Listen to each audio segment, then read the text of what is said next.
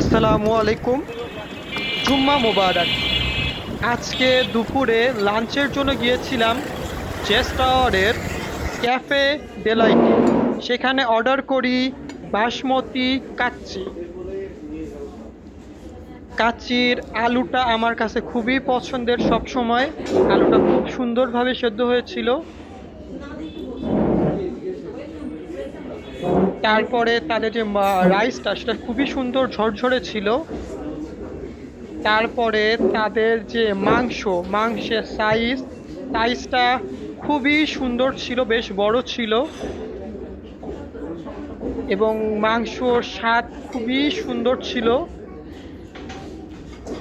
এবং তাদের টিকিয়া, তাদের জালি কাবাব, সেটা খুবই মজাদার ছিল এবং মাংস খুবই সুন্দর জুসি সফট ছিল।